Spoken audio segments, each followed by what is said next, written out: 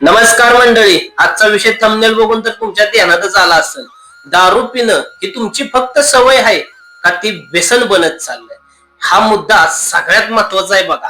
कारण आपलं शरीरच आपल्याला सांगत असतं की गाड्या आता बास कर, कारण तू भरपूर दारू प्यालायस, तुझ्या शरीराला पण ती सोसण आहे.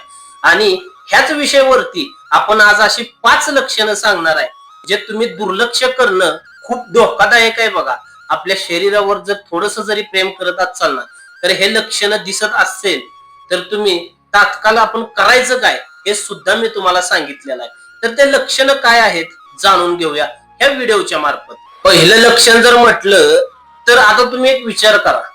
तुम्ही भरपूर वेळा असं ठरवलं असेल की आज दारू आपण कमी प्यायची, दारूचं प्रमाण कमी करायचं.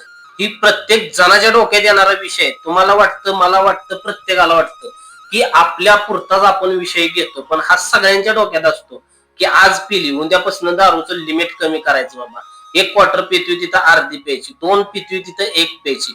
पण हे कितपर्यंत माणसाला शक्य होतं हे सुद्धा बघा. मी तुम्हाला सांगतो विषय काय होतो बघा.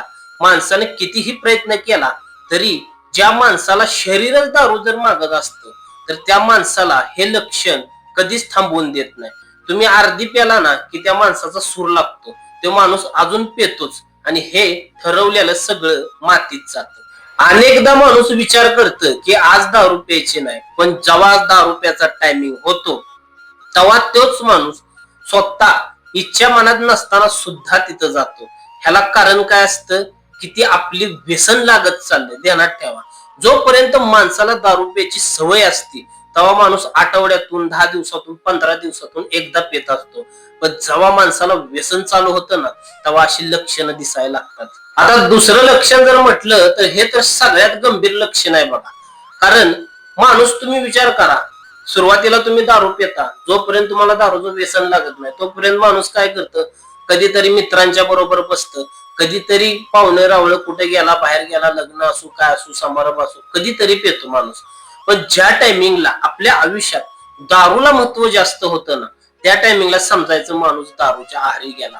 स्वतःहून विचार करायचं. तुम्हाला संध्याकाळचा जर एक विषय घ्या बघा, घर दार ह्या सगळ्यापेक्षा आपल्याला जर दारू महत्वाची वाटत असेल, म्हणजे माणसाला शेवटी दारूपेक्षा तर घरदारच महत्वाचं असतं.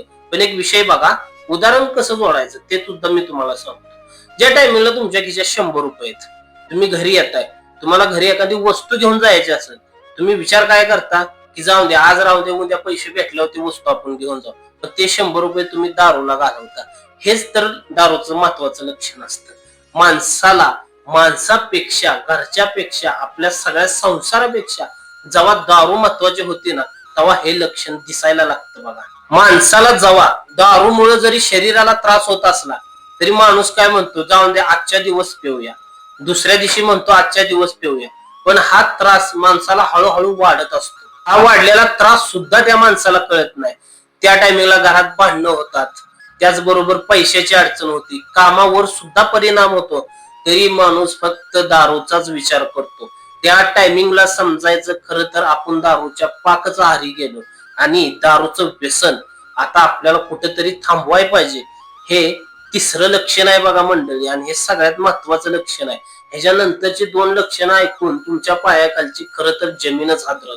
मंडळी, पुढचा विषय काय ते नेमका ऐका. मंडळी, आता 4थं लक्षण एवढं खतरनाक आहे की तुम्ही विचारच करणार नाही. बघा, पूर्वी तुम्ही 90 प्याला ना तरी तुम्हाला त्या दारूची नशा जाणवायची की हा, आता आपल्याला ह्या दारूची थोडीशी नशा झाली बाबा, बास कर, आता घरी चल. पण आता तुम्हाला काय होतंय, तुम्ही 1च्या जागेवर 1.5 जरी प्याला ना तेव्हा तुम्हाला त्या 90ची नशा होती. त्यानंतर 1.5 वरनं माणूस 2 कडे जातोय. हे दारूचं, अल्कोहोलचं प्रमाण, केमिकल हे तर त्यात भेळमिसळ असतेच, पण तुमच्या शरीराला, जे तुमचा कोटा म्हणतो आपण, तो कोटा एवढा वाढलेला असतो दारू पिऊन पिऊन, आणि शरीराला दारू फक्त मागत असते. त्या टायमिंगचं हे लक्षण आहे. म्हणजे तुम्ही 1 क्वार्टर प्याचा, त्यानंतर तुम्ही हळूहळू 1.5 वर गेला. कधीतरी कधीतरी माणूस 1.5 घेत होतो, रोज नाही. पण त्याच माणसाला आज 2 आणि 2.5 क्वार्टर लागतात. म्हणजे तुमचं शरीर पूर्ण दारू मागते आणि दारूच्या आहारी गेले.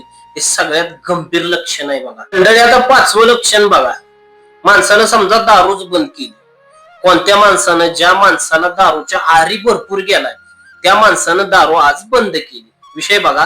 पण त्या माणसाला होतं काय, हातपाय कापणे, अंगातून घाम येणे, हातापायाची आग होणे, पायाचं तळवांची आग होणे, परत शरीरातून घाम जास्त येतो, माणसाला सारखं पाणी पी वाटतं, जेवलं तरी जुलाब, उलटी होणे, परत तुम्हाला लक्षण सांगतो जेवण न जाणे, रात्रीची झोप न लागणे.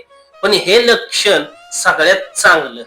तुम्ही विचार करचाल की, आणि माणसं विचार तेच करतात, आयला आपण दारू पित होतो तर बऱ्यापैकी चाललं होतं, पण ही सोडल्यामुळं पाकच बरबाद झालं. पण त्या टायमिंगला माणसाने खरं तर हे लय दुर्लक्ष करायची गोष्ट नाही. ही गोष्ट करताना काय, एक 8 दिवस त्रास होतो, पण हा त्रास एखाद्या माणसाला जास्ती पण होऊ शकतो.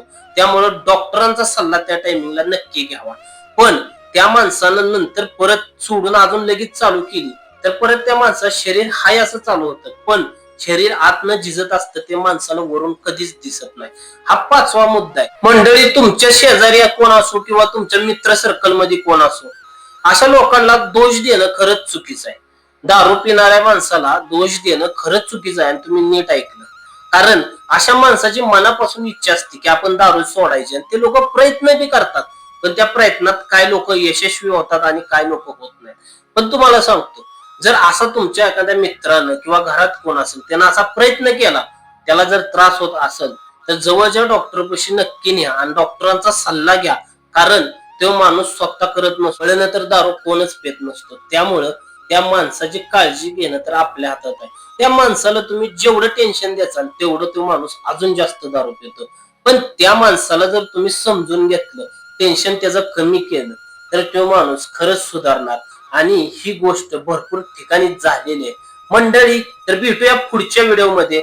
तुम्हाला आपली आजची व्हिडिओ कशी वाटली कमेंट मध्ये नक्की सांगा. व्हिडिओ जर आवडली असेल तर व्हिडिओला लाईक केल्याशिवाय जाऊ नका. धन्यवाद.